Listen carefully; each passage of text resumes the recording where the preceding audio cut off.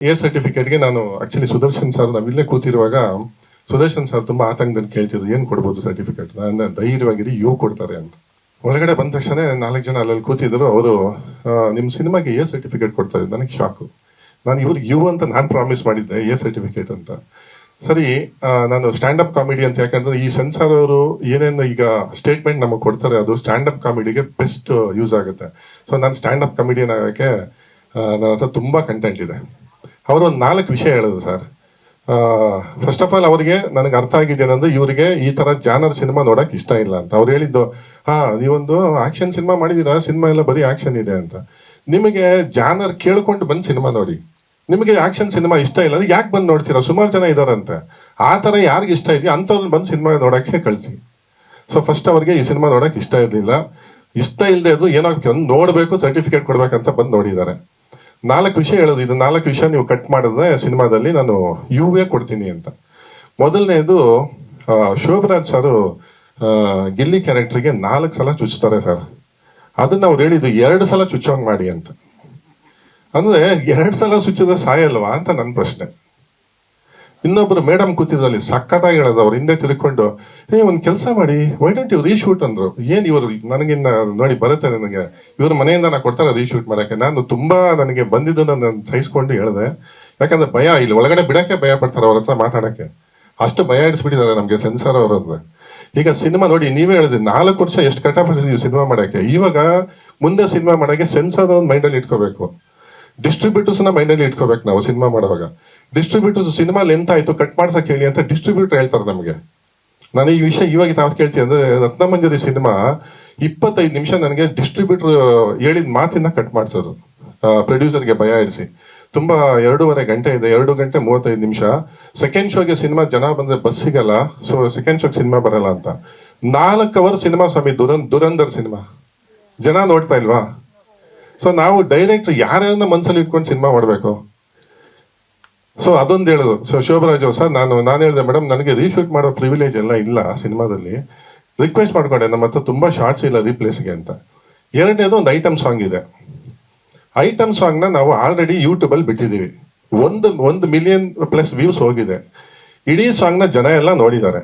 ಇವ್ರು ಹೇಳ್ತಾರೆ ಕ್ಲಿವೇಜ್ ಜಾಸ್ತಿ ತೋರಿಸ್ತಾ ಇದ್ರೆ ಅದನ್ನೊಂಚೂರು ಕಡಿಮೆ ಮಾಡಿ ಅಂತ. ನಾವೇನ್ ಪೇಂಟ್ ಮಾಡೋಕ್ಕಾಗತ್ತಾ ಇವಾಗ ಶೂಟ್ ಮಾಡಿರೋದನ್ನ? ಇವ್ 1 ಲಕ್ಷ ಜನ ಆಲ್ರೆಡಿ ನೋಡಿದ್ದಾರೆ. ಈಗ ಇವರು ನಮ್ಗೆ ಏನಂತ ಕಮೆಂಟ್ ಮಾಡ್ತಾರೆ, ಅದನ್ನ ಕ್ಲೀವೇಜ್ ಕಡಿಮೆ ಮಾಡಿ ಅಂತ ಹೇಳ್ತಾರೆ. ಹಾಗೆ ಈ ತರ ನನಗಂತೂ ತುಂಬಾ ಇನ್ನೊಂದು ಕಿರಣ್ ರಾಜ್ ಇಂಟ್ರಡಕ್ಷನ್. ನಾವು ಏನೋ ಕ್ರಿಯೇಟಿವ್ ಆಗಿ ಏನಾದ್ರು ಯೋಚನೆ ಮಾಡೋಣ. ಹೌದು, ಎಲ್ಲ ಹೀರೋ ಇಂಟ್ರಡಕ್ಷನ್ ತರ ಇದು, ಇದನ್ನ ಯಾಕೆ ನೋಡ್ಬೇಕು ಸಿನಿಮಾ ಅನ್ನೋದನ್ನ.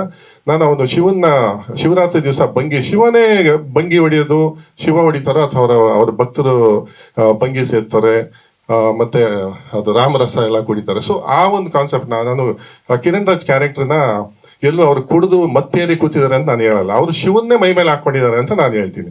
ಸೊ ಆ ಒಂದು ಫೀಲಿಂಗ್ ಅಲ್ಲಿ ಅವ್ರು ಬಂಗಿ ಹಿಡ್ಕೊಂಡು ಇಂಟ್ರಡಕ್ಷನ್ ಇದೆ.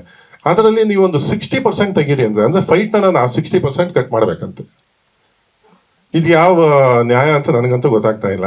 ಸೊ ಹಾಗೆ ಇನ್ನೊಂದು ಹೇಳಿದ ಪೆಟ್ರೋಲ್, ನಾನು ಹೇಳೋದು ಈ ವಿಷಯಕ್ಕೆ, ಗಾಂಜಾ ಹೊಡೆಯೋದಕ್ಕೆ cigarette smoking is injurious to health ಅಂತ ಸಿಗರೇಟ್ ಪ್ಯಾಕ್ ಮೇಲೆ ಕೊಟ್ಟು ನೀವು ಇಡೀ ಪ್ರಪಂಚದಲ್ಲೇ ನೀವು ಮಾರಾಟ ಮಾಡ್ತಾ ಇದ್ದೀರಾ.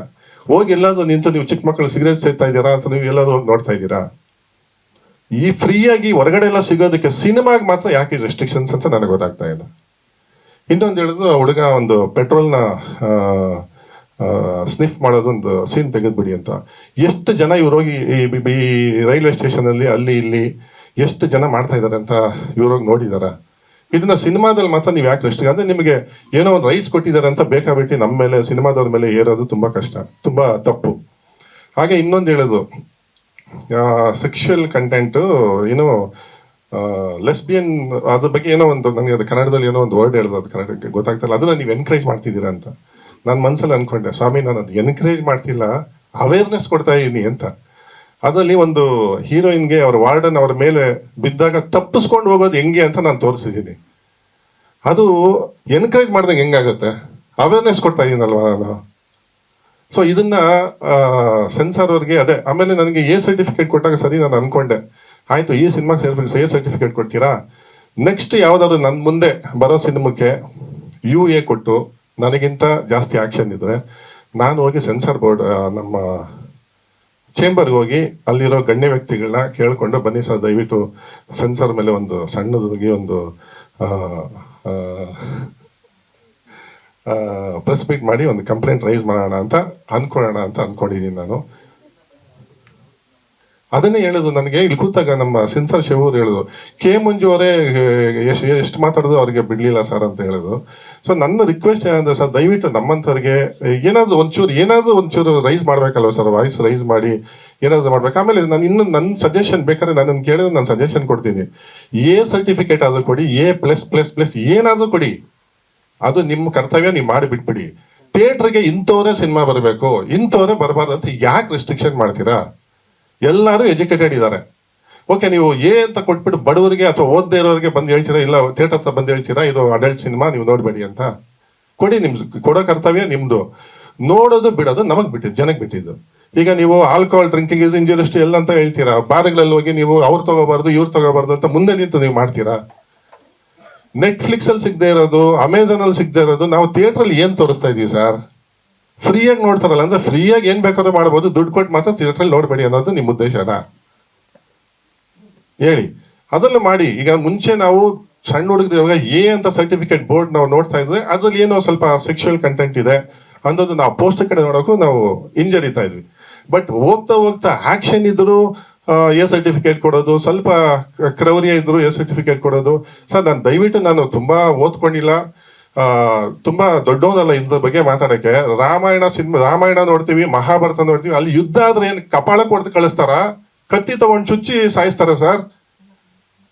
ರಾವಣನ್ ತಲೆ ಹೋಗೋದು ನಾವು ನೋಡಿದೀವಿ.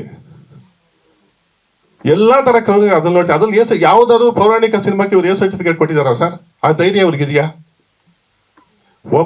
ಒಂದು ಕಥೆಯಲ್ಲಿ ಒಂದು ವಿಲನ್ ಅಂತ ತೋರಿಸೋದು ಹಿಂದೆ ಒಂದು ಉದ್ದೇಶ ಇರುತ್ತೆ.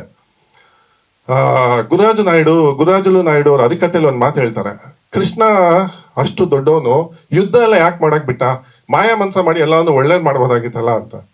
ಅದಕ್ಕೆ ಜನಕ್ಕೆ ತಿಳುವಳಿ ಹೇಳ್ಬೇಕು. ಅಂದ್ರೆ ದುಷ್ಟಶಕ್ತಿಗಳನ್ನ ಕೆಟ್ಟ ಕೆಲಸ ನೀವು ಮಾಡಿದಾಗ ಅದನ್ನ ಬೇರೆ ಒಬ್ಬ ನಾಯಕ ಬಂದು ಜನಗಳಿಗೆಲ್ಲ ತಿಳಿ ಹೇಳಕ್ಕೆ ಈ ಒಂದು ಮಾಡಿ ಅದನ್ನ ಸಂಹಾರ ಮಾಡೋದು ಅಂತ. ಸೊ ನಾವು ಸಿನಿಮಾದಲ್ಲೂ ಅದನ್ನೇ ಅಲ್ವಾ ಮಾಡೋದು. ವಿಲನ್ ಅಂತ ತೋರಿಸಿದಾಗ ಅವನು ಒಳ್ಳೆಯವನಾಗಕ್ಕೆ ಹೀರೋ ಎಷ್ಟು ಸಲ ಒಂದ್ ಮಾಡ್ತಾನೆ. ಇದೆಲ್ಲ ಸರಿ ಇಲ್ಲ. ಸರಿ, ಮಿತಿ ಮೀರಿದಾಗ ಅವನು ಹತ್ಯೆ ಮಾಡ್ತಾನೆ, ಅವನು ಸ್ಟೇಷನ್ ಕಳಿಸ್ತಾನೆ, ಏನೋ ಮಾಡ್ತಾನೆ.